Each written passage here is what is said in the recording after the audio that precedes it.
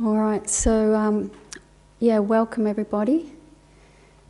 Is there anyone here tonight that hasn't been here like for this block already? Okay. So we've been looking at, well, last week in particular and the week before, aversion and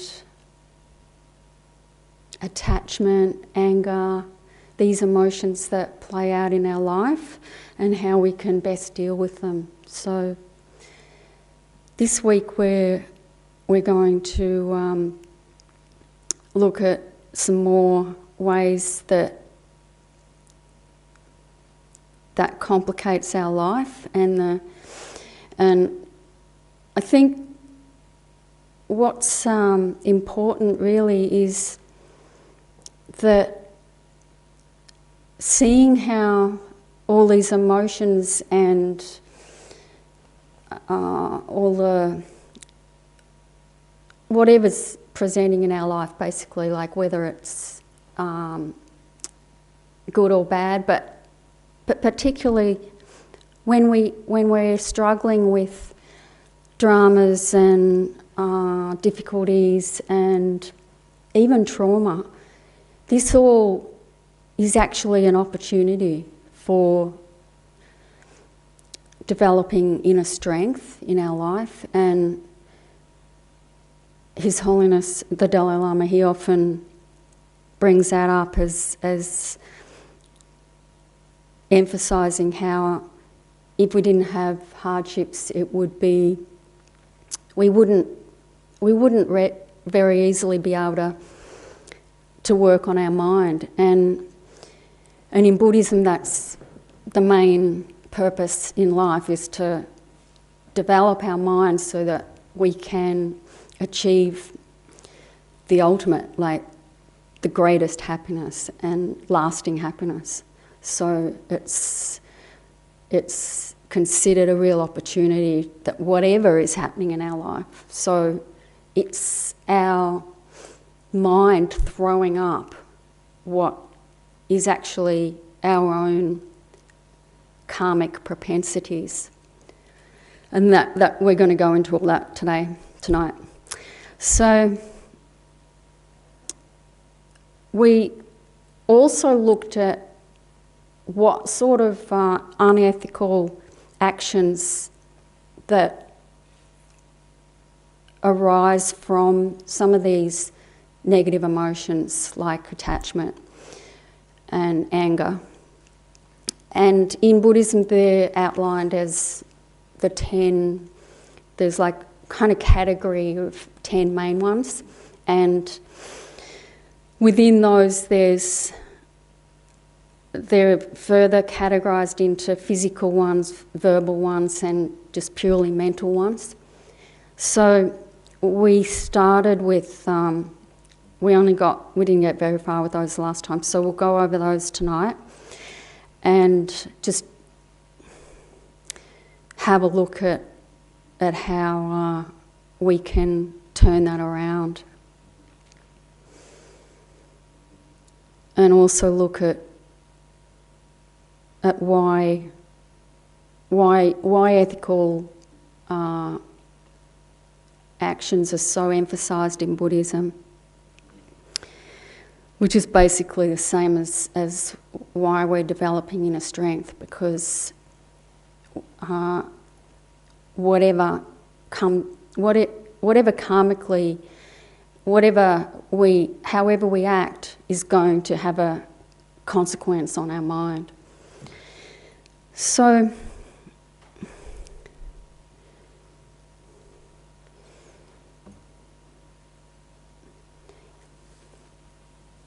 in Buddhism we have also a huge range of like purifying our mind of negative emotions and their imprints, and the actions that we've been involved with. So it's really like a way of cleaning the slate, and there's a lot to do with that in Buddhism, which is something that counteracts our. There's so many methods that are able to bring us out of a negative direction in life. So there's a lot of positive, a lot of these positive practices that we can use.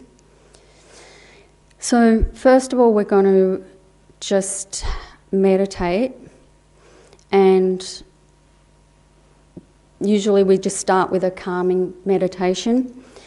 And I was talking a little bit about a regular practice and how that can be helpful in life and just keep us centered. And so basically it's like if we put in a little bit, even a tiny bit of energy into familiarising our mind with ways of keeping calm and centering our focus so we're not so scattered, and being mindful. So meditation enhances all of these aspects of our life. So we integrate what practice we do on the cushion into our life. And it's usually suggested that if we do this on a regular basis, such as every day, then it becomes like second nature, and we seamlessly integrate that into our life. So if we do want to establish some kind of regular practice, it's really good to have a conducive space for that in our home. Or if we don't have that, then you can do walking meditation. You can go and sit in a quiet outdoor area. Well, not so much in Melbourne actually, sometimes because of the weather, but a lot of people do enjoy walking meditation when it's the weather permits. But really there's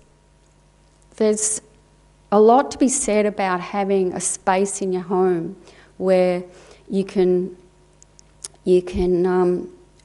just keep that for meditating, and it develops a kind of energy where it's conducive. You know, you've got your cushion set up, you've got an uncluttered space, clean, you keep it clean and fresh, and you can have, if you're Buddhist, you would have like a little altar, or that would include some sort of representation of the Buddha, and you could have a really extensive altar set up. But yeah, even just a statue or a photo of the Buddha or something like that would be kind of basic.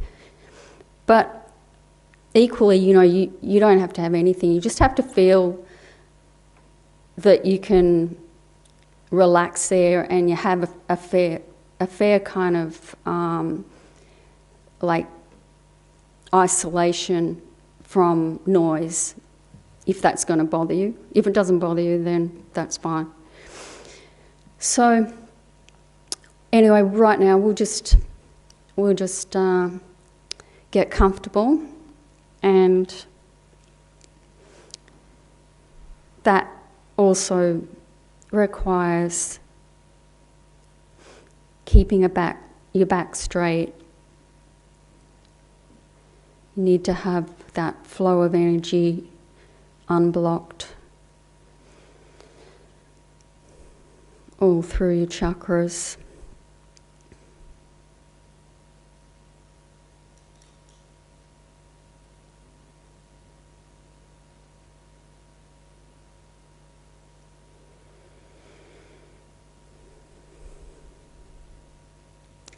If you're sitting on a chair, then it's good to have your feet flat on the floor or on the cushion on the floor.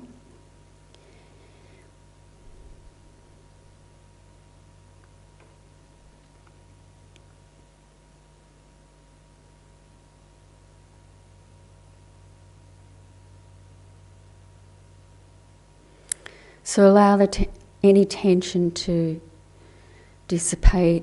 Just relax your shoulders.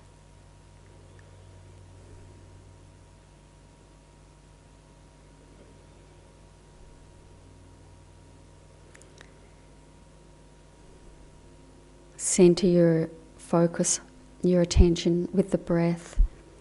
It's good to start with just a few breaths, maybe 5 consecutive breaths where you keep focus to allow your mind to center.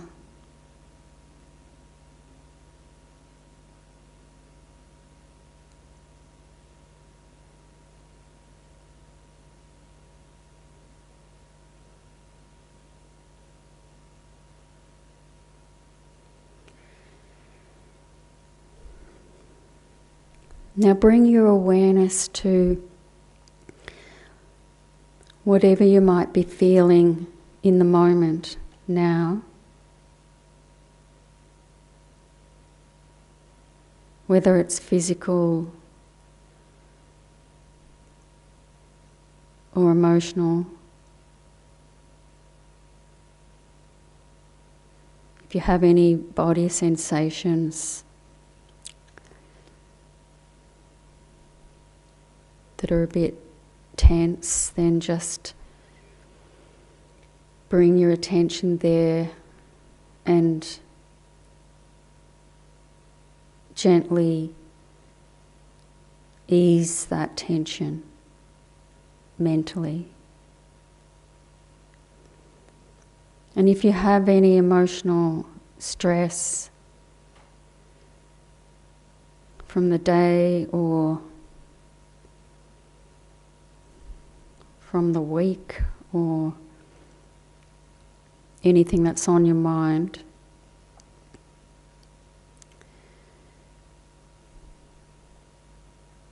just be with that, the feeling of that. Not the story, but just not the story that's triggered the feeling.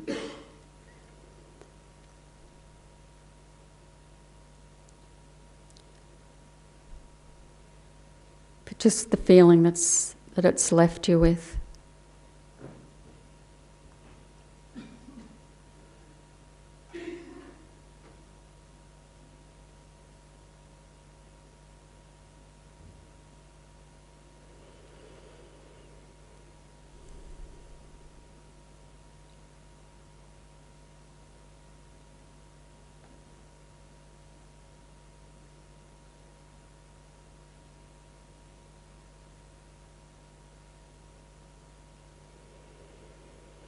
It's good to address any residue of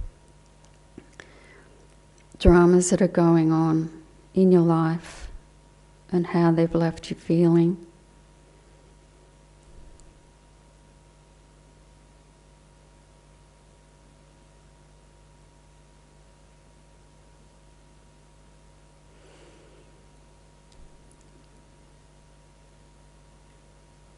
Especially if it's something big that's perhaps some old thing that's been triggered recently.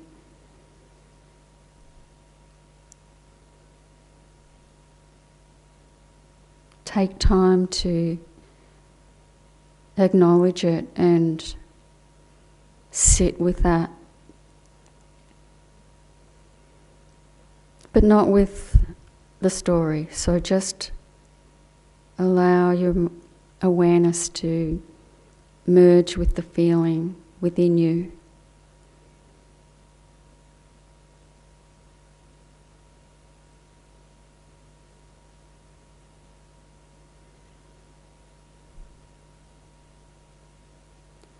And if there's no feeling in the way, then you can focus on what's beneath the thoughts and feelings within our mind. The pure nature of mind, which is defined as clear and knowing, or aware, clear and aware. Clear as in open and allowing for everything to be known, like space clear.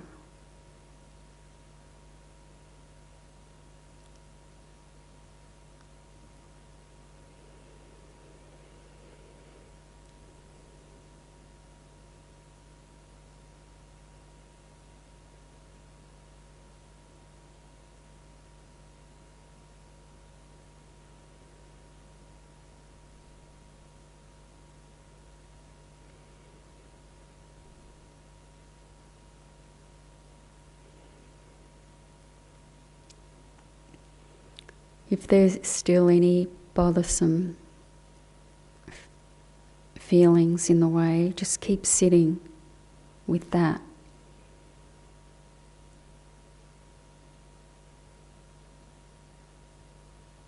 And if different ones arise, just address those as they arise. But if any thoughts come in, just let them go.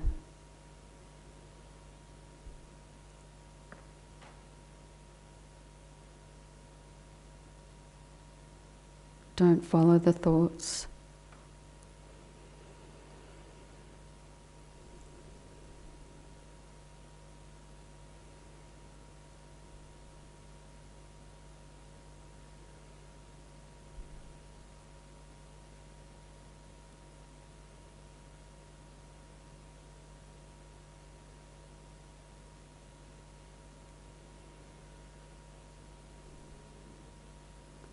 What can happen when you focus on a feeling is that it appears to be there, but then when you look for it and try and bring your mind into it, it's very elusive and slippery and seems to disappear.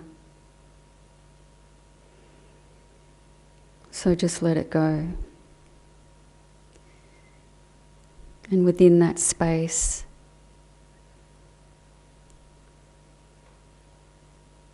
where it is no longer, you can simply dwell in the clarity and awareness of your mind.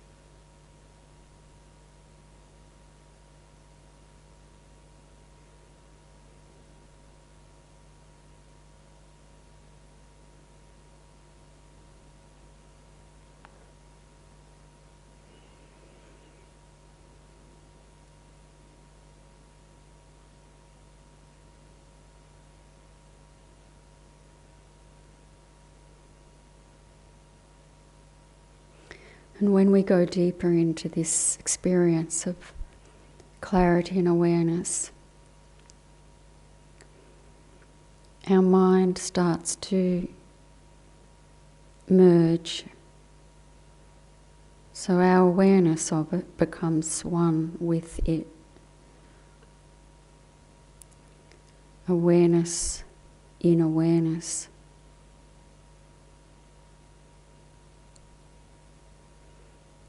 Or just plain awareness. Just being aware.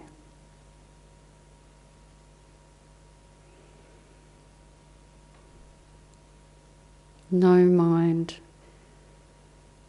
observing the object awareness, but non-dual aware, being aware.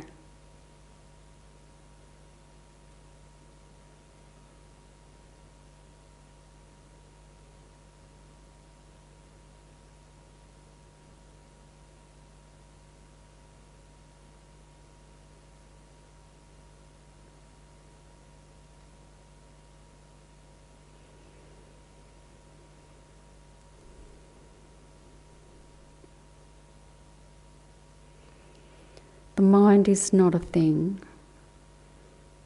It's not an object that we can perceive as in form or colour.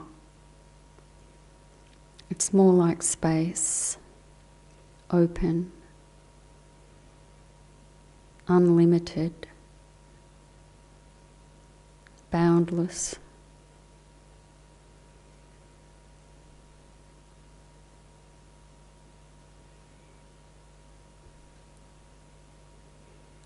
And by focusing on the pure nature of mind,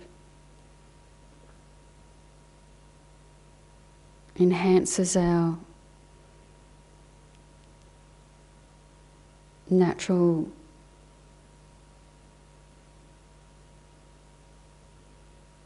ability to know intuitively, not conceptually.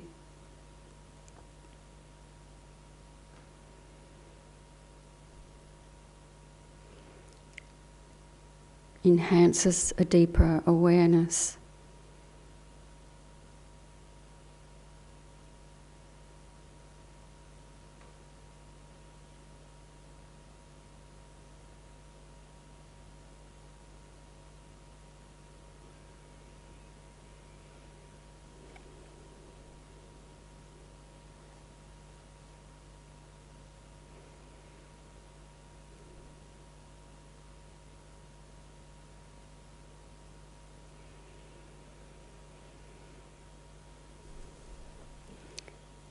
All right, well, we can finish the meditation there.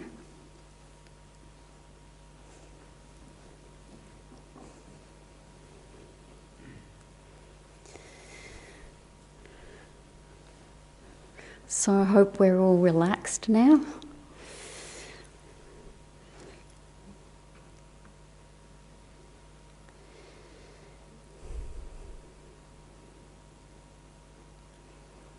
Any questions about the meditation?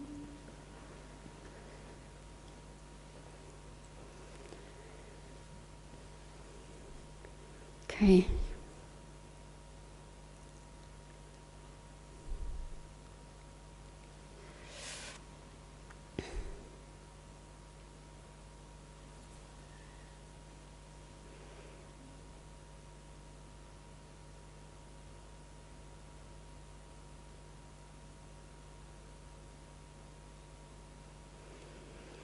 So with these skillful and unskillful actions, I call them skillful. They're often referred to as virtuous, or the 10 non-virtues, or unethical actions, and their opposites. But I've noticed the term skillful has also been used, and it basically because the outcome of unethical actions is going to rebound on us. And apart from the fact that these actions are harming others, so ourselves and others, so unskillful for that reason.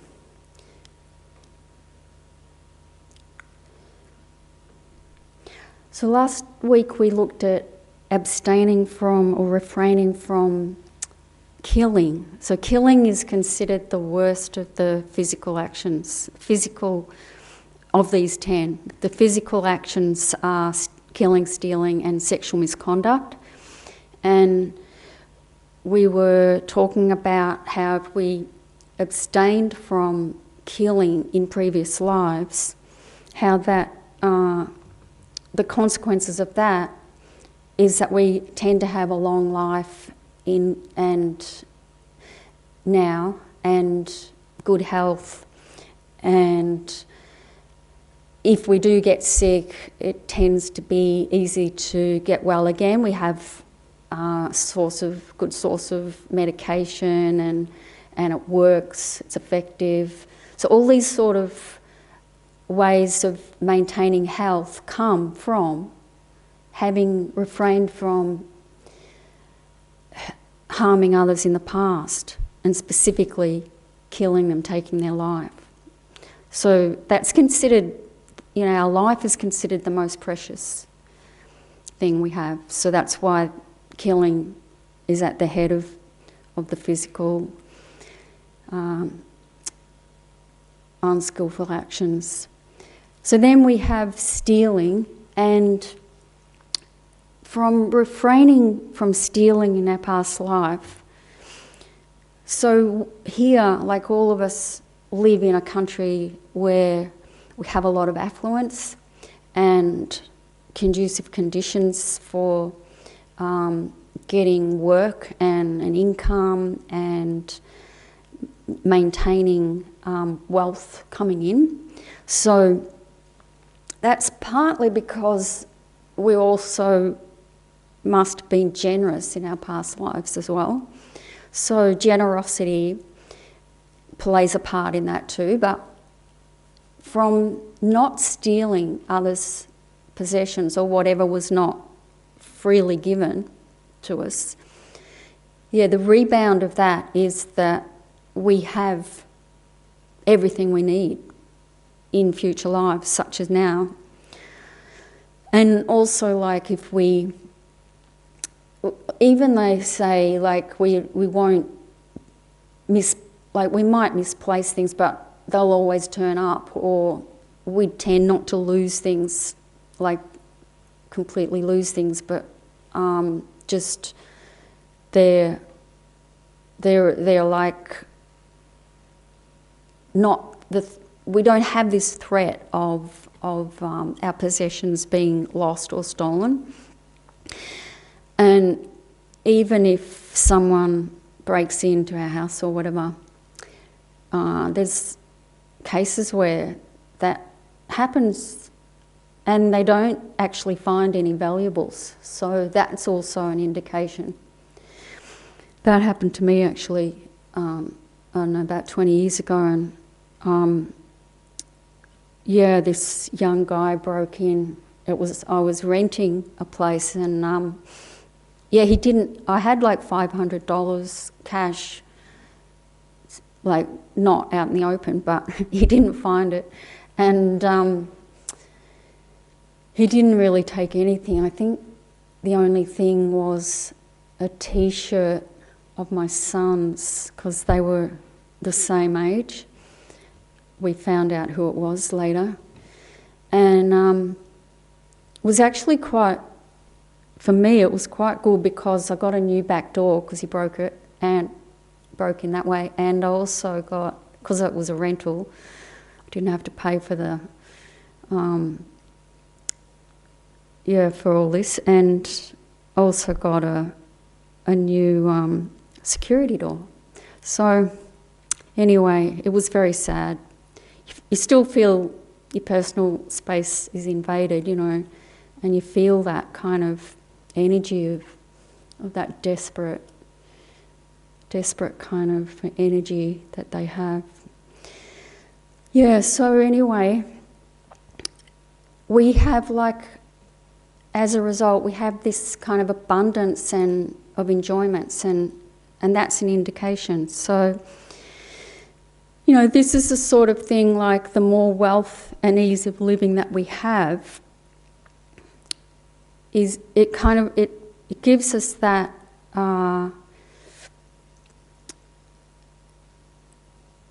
that shows us it's a reflection of our mind. All of our life is like that. So it's an interesting way of inferring our past life behaviour and also our tendencies now. So our habits, because we were not familiar or habitually stealing, for instance, in the past, so we don't have a tendency to want to do that now either. And if, you know, maybe when we're growing up, other kids were nicking lollies or whatever, but maybe we had a sense of oh no, don't want to get involved with that or whatever. If we did steal something, it really played on our minds, and we, you know, we really didn't sit with us, and we didn't go into that avenue, and it didn't become a habit. So these are the sort of things that we can tell about our mind in this way. So with sexual misconduct, that actually kind of shows up in all of our relationships. So if we were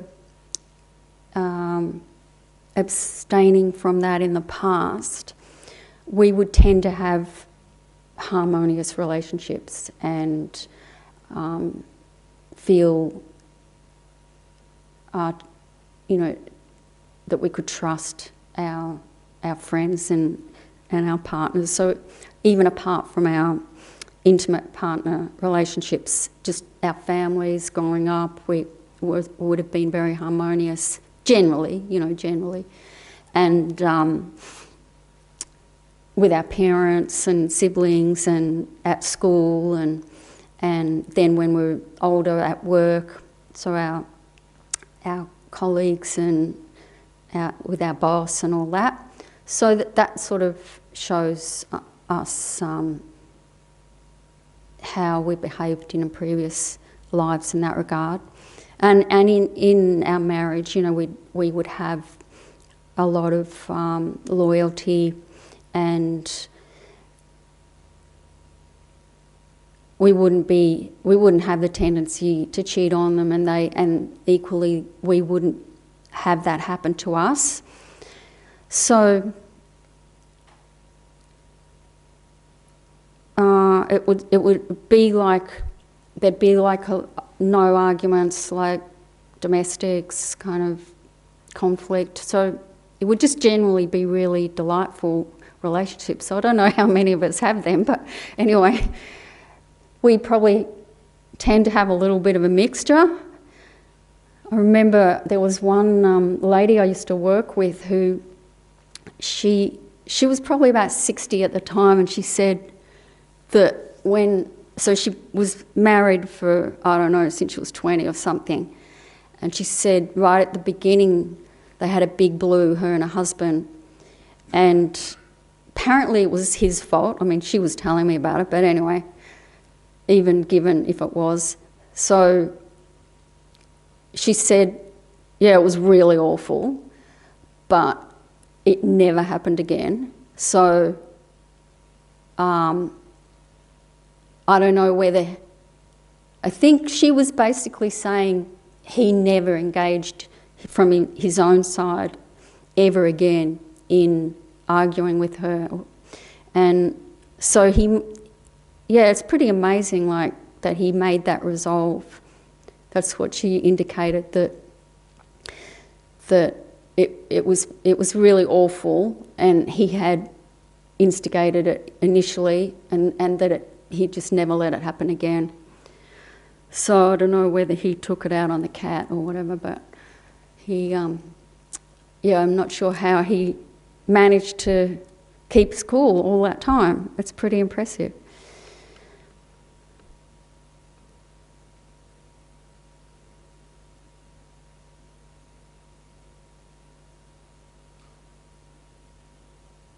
Yeah, so we can see how this plays out in our lives, and like people that we know, and how prevalent that is in our society too.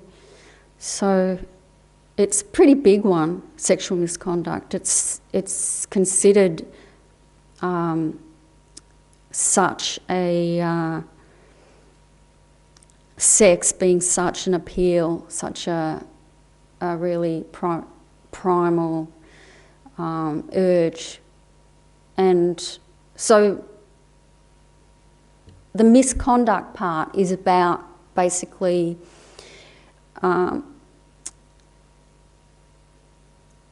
with any partner that's not yours, and also of course includes rape, but yeah, adultery, unfaithfulness, whatever you want to call it. So, and also there's more specific details in Buddhist, in that category in Buddhism on misconduct, but basically it's about hurting others through our sexual relationships. So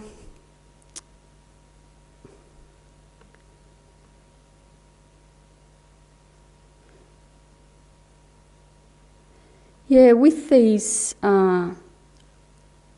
karmic things, so sometimes we have a really shocking thing happen to us out of the blue. Like, it's kind of like, wow, this is just, I can't work out, you know, why this would have even happened. That sort of thing where, well, or you hear about it like on the news, and I know I had incredibly tragic case of a friend of mine way back, like about 40 years ago or so. His brother's daughter and her partner they were just on their way up to Sydney for Christmas, and driving up, and really beautiful kids. They were 21 at the time, and they just got murdered, you know, and that's just so sort of shocking, you know, and those sort of things that happen karmically out of, you just wonder why. I mean, because if someone's really beautifully natured and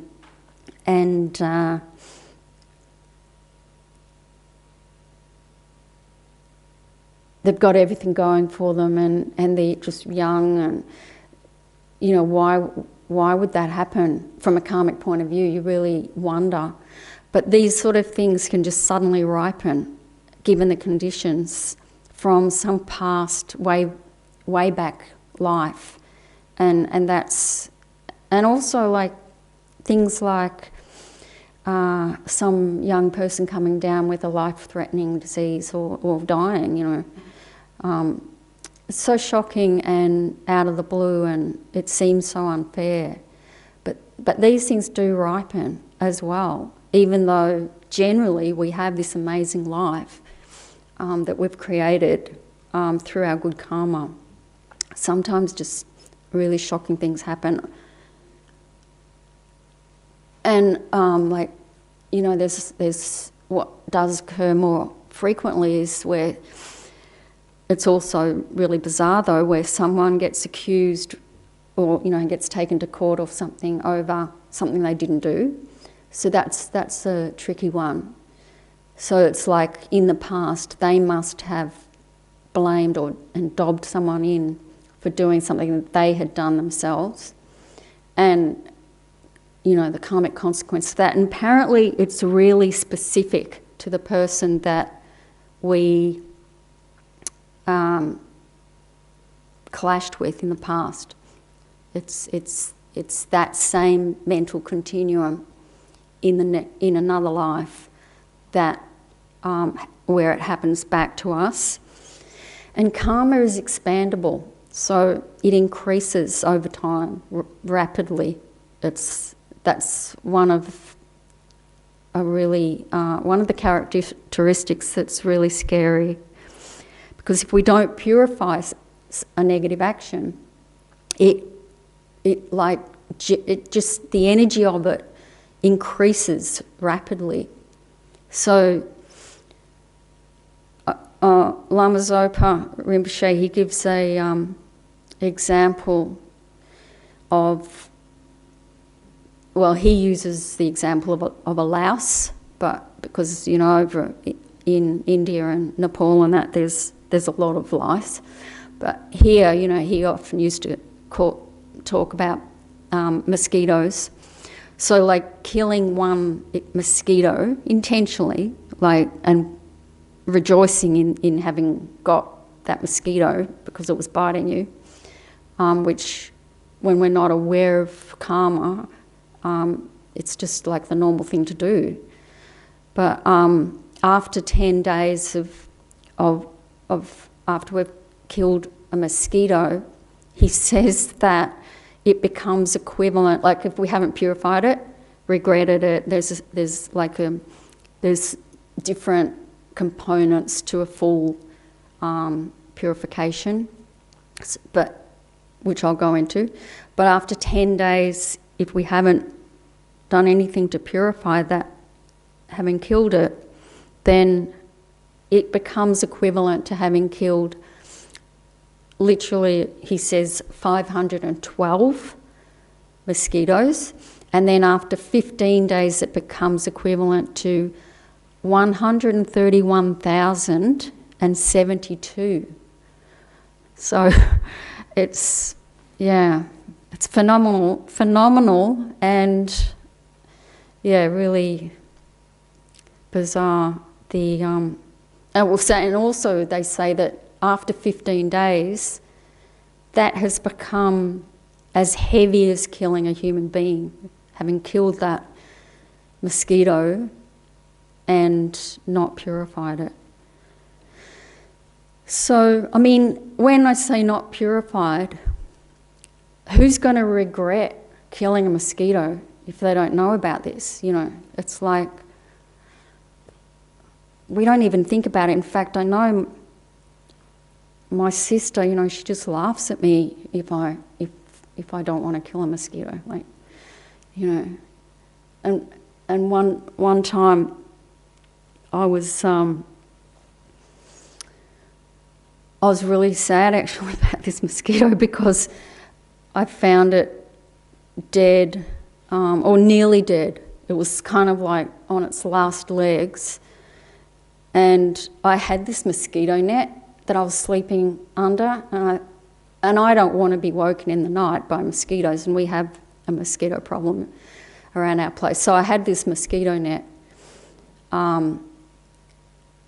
but I found this mosquito outside the net, and because I hadn't got any of my blood, it was on its last legs, and it just got to me, I was really, really sad about it. And I can't remember why I told my sister, but anyway, she said, just don't tell anyone about that. She thought I might be taken off to a mental institution. Anyway, so it's the sort of thing that we just wouldn't even consider. But according to the Buddhist approach, it can really weigh on our mind badly, really badly. This not protecting life or not restraining from killing. So we're going to get on to verbal actions, detrimental verbal actions such as lying.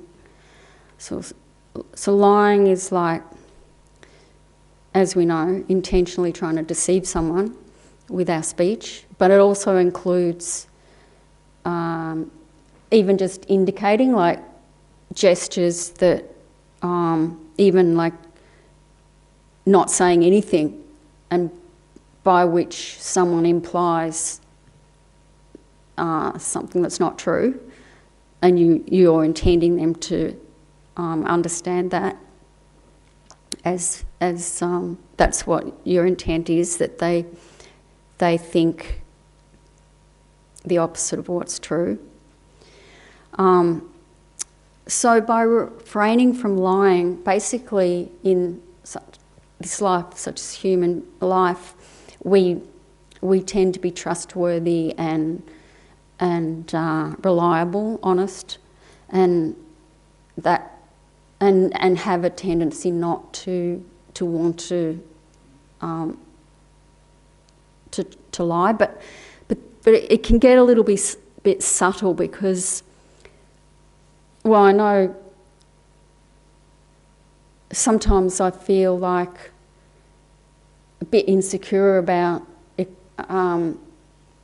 acknowledging, like, can get a little bit fudgy because I think, trying to think of an exact example, but I think it comes from not being willing to be completely open and forthright about what you believe or whatever is going down in the discussion, and so perhaps we end up just kind of going along with it, but by doing that we're really giving the impression that we're thinking something that we're not. So that, yeah, it can be a little bit grey area where basically we're deceiving someone through not explicitly being truthful and open. Do you know what I mean? Like, so, yeah, and also there's this situation where we don't want to hurt people's feelings. So in Buddhism there's like a priority list of whatever is the greater harm. So if it's going to, like they give the example, for instance, of if someone, you've gone for a walk in the forest somewhere out back, and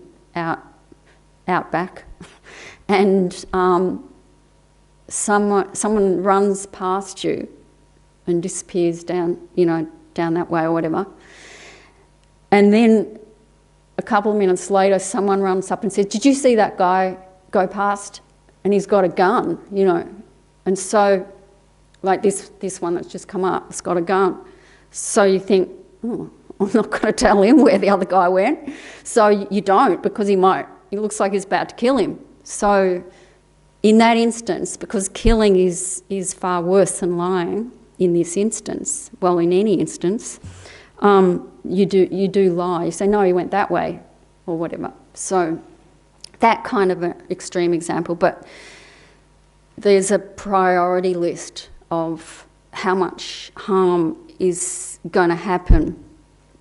So occasionally you do need to fudge the truth.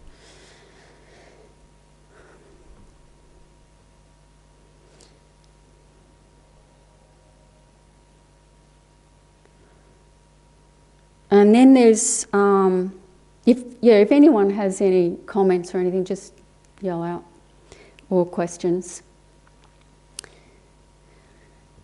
And then there's abusive speech, and that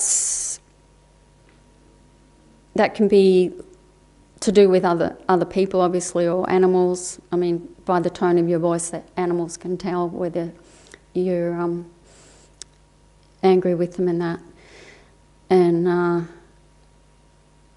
and also just even when we crash into something in the night, like in the dark, and abuse, like swear or whatever, that's still considered like coming from anger. So it's part of it too. But basically, it's about hurting other living beings by what you say and how you say it, and it can include, something that doesn't really come across as harsh, but it's sarcastic or ridiculing someone in a joking way, but actually you're hurting them.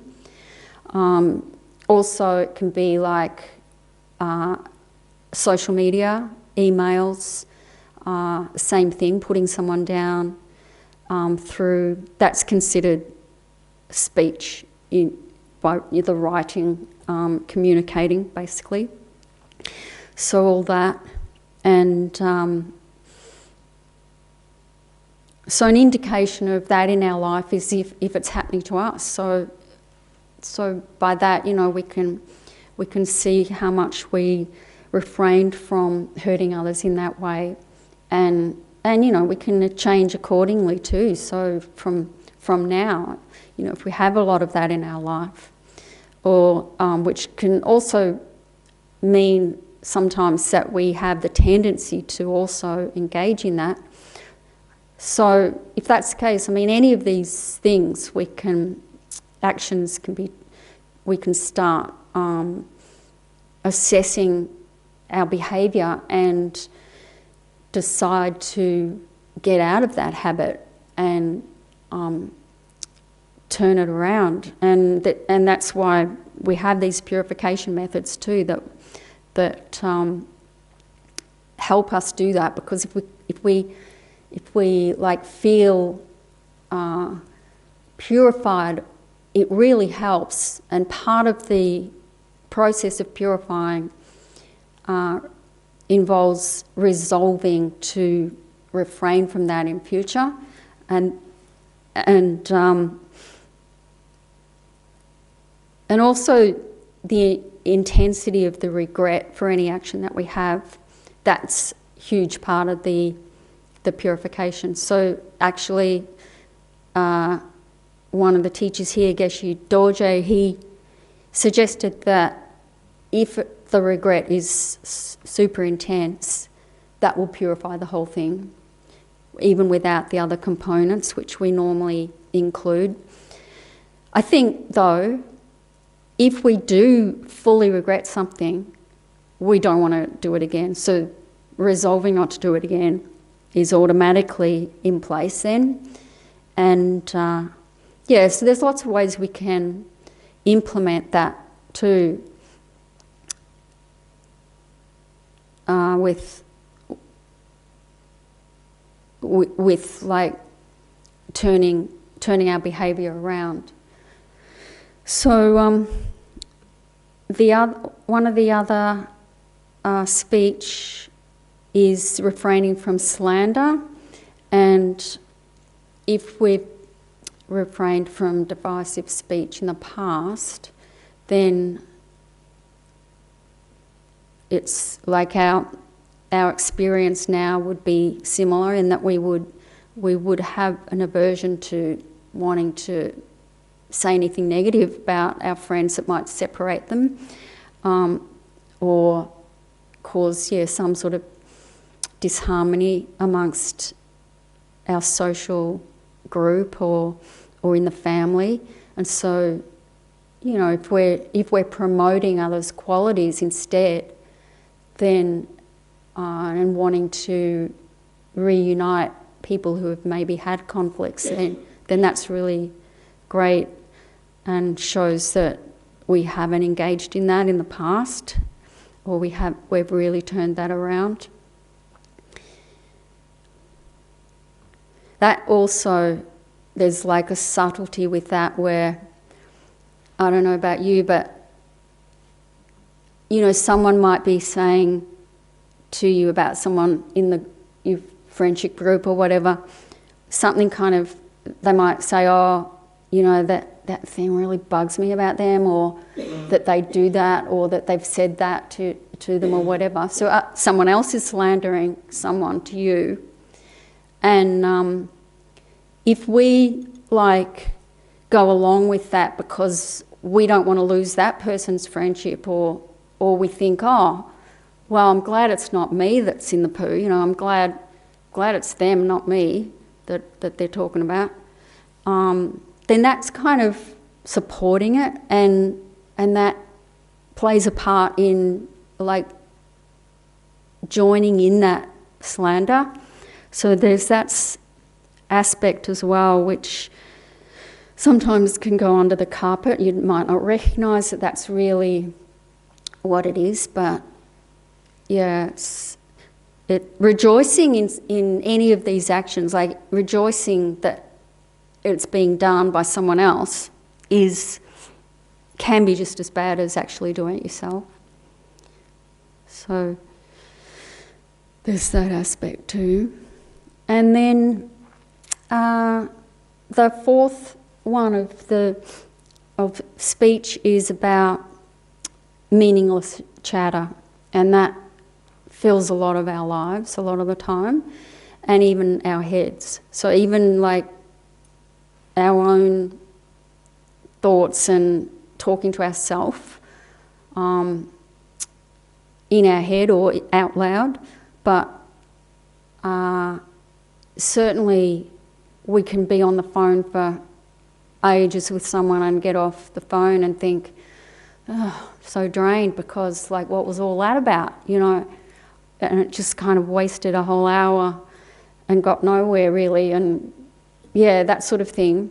Depends what it's about. I mean, if it's a meaningful conversation, great, it's inspiring, and you might have been able to help them in some way, or they've helped you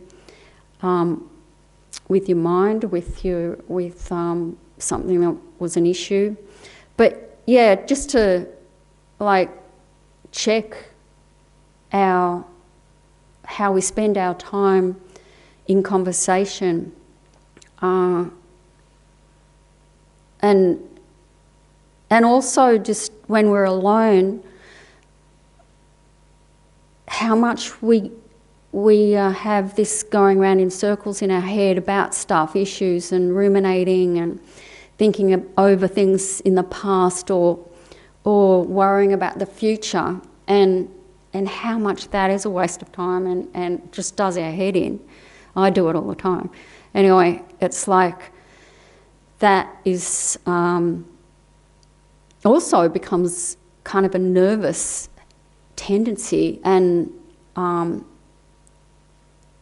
yeah, it's. I mean, I know way back there was a saying, the first sign of madness, you know, talking to yourself. Well, I don't know, but I think it does have something to do with that nervous disposition, I think, too, that we think too much and end up just talking to ourselves. It's like, yeah, I mean, it gives us a sense of security. I know, like, when I was a kid, I used to, before I'd make a phone call, I'd think through what I had to say. And, I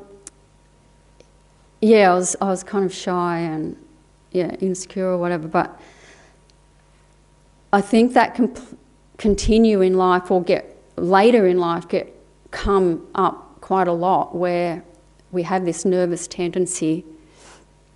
And if you look at what we might be thinking to ourselves, quite often it is like we'll just be mindlessly talking in our head, and it's something about like making sense of things to make us feel more secure. And it's it really like just fills up our head so much. And if we notice, like when we're meditating, how much more calm and peaceful we feel when we just let all the thoughts go and allow that space and freedom from that chatter. So yeah, it's really noticeable. So the purifying methods that we use in Buddhism incorporate 4 things. It's called the 4 R's. There's the regret. So that's really the main one, like I said before. And that's the first thing we feel. Like if we feel like we've stuffed up, it's because we get this sense of regret about it. So that naturally occurs. And then or sometimes obviously we have to think over that and think, well, actually what I just did looks like they didn't like it. And so then that will stimulate a kind of internal reflection and we would generate regret. So then after that, it's to do with reliance, which in Buddhism is basically about refuge and bodhicitta, but it's also about the object to whom we have, or who we have harmed, or so the person or animal or whatever. And so they say, like, on the basis of that object that we harmed, we then we rely on that basis to purify. And so it's like an altruistic approach to, as opposed to harming someone, what we actually want to do in our life is to help others, right? So in the moment of conflict or whatever it was, or the moment of that unskillful action occurring, we stepped out of line of our normal wish to just generally help others, like,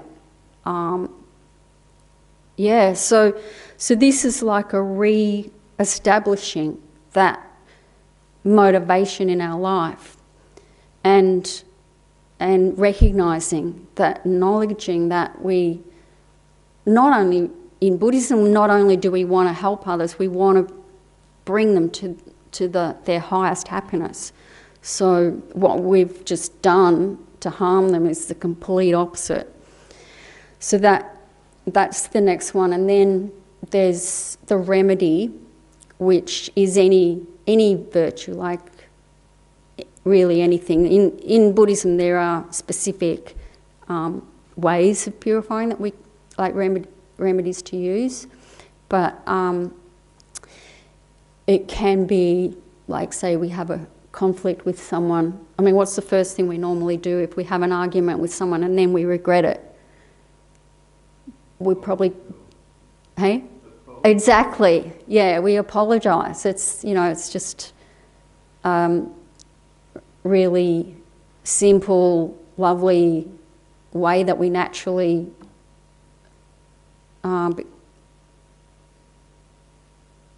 want to just remedy something. We want to heal that rift. Or take them a bunch of flowers or whatever. So that's kind of, and also, like, the apology is kind of like acknowledging too, where we're owning up to that, we basically take it on that it was our fault. So, and then often, they also say, oh, no, I was really out of line anyway, or, so that's one way that we're just used to doing. But, you can, especially if you can't actually see the person, like a lot of us might have bad memories of our family growing up, or our parents, and things that we did, and our parents might be dead now, and we might regret having done something. And so we still have a complete method for resolving that, which is great, because otherwise we might feel guilty. And that's the other thing. Regret is not to do with guilt. So guilt is where we basically look at ourselves and think we're bad because we've done that. We're inherently bad. But regret is a way of acknowledging that it was a mistake, and then we move on to the other components of purifying. So we have this method, and then that's it. We're purified. And so the last one is resolve, and that's where we just think, yeah, we really don't want to ever do that again. And that kind of seals it and makes it stronger. So we'll just finish off with a short purifying meditation. Just be a simple one, but we'll just reflect on, we could bring something to mind in particular, or we could just also think over how in previous lives we must have committed things, even heavy things that we wouldn't even dream of doing now, and that may still be sitting on our, imprinted on our consciousness. So we'll just do a short meditation because we're a bit over time.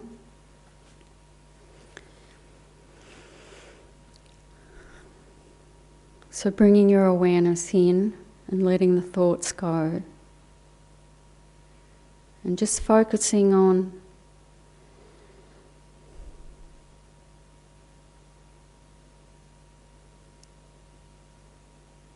whatever negative actions that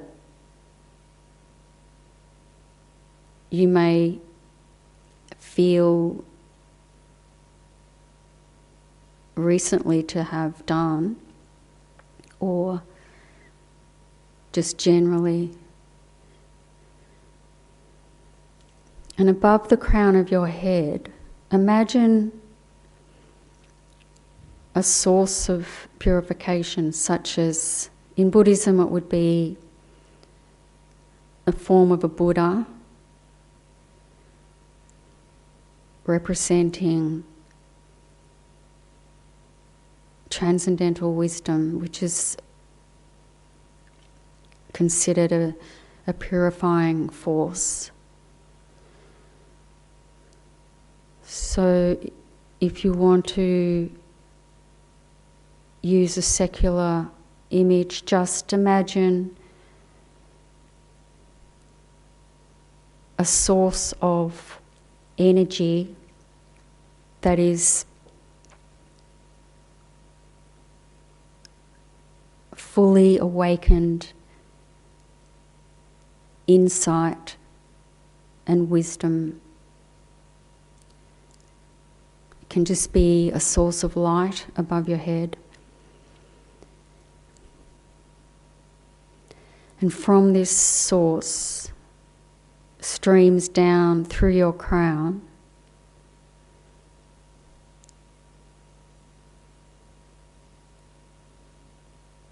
white nectar and light, and enters your crown and fills your body from the top. And as it goes down, flushing out all the negative actions, such as killing, or stealing or sexual misconduct. So all the actions, physical actions, such as those that the negative imprints of which are planted in our consciousness, get flushed out in the form of black gunk from the bottom of our bodies down into the ground, and our body becomes full of light. And then more streams of nectar and light are coming down and purifying all the lying, slandering, abusing, or meaningless speech.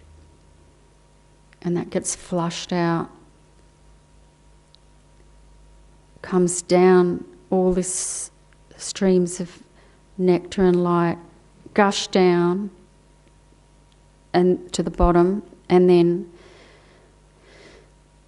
come back up like filling a glass of water, come back up through our body and out our mouth.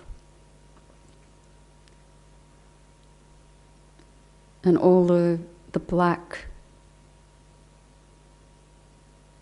gunk and like sewage comes out of our mouth and leaves our body completely clean, brilliant, like crystal clear.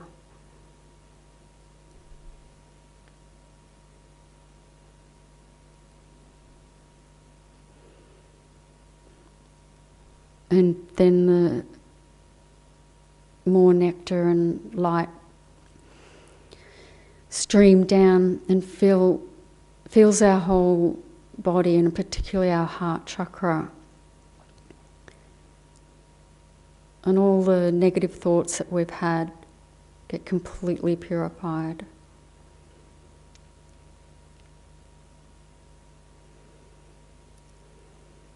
So now we're feeling completely pure, crystal clear.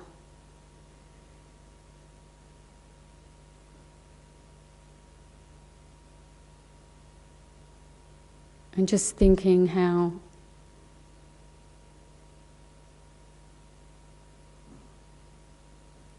we wish to not engage in those actions again, and keep our mind completely pure. And we can just stop there.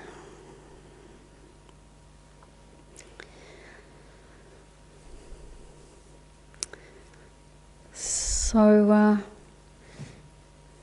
that's it for tonight. Sorry, I've gone a little bit over time, but thanks everyone for coming and listening and being so attentive. And also we've got some cake and tea and all that if you want to join us in the dining room. Thanks.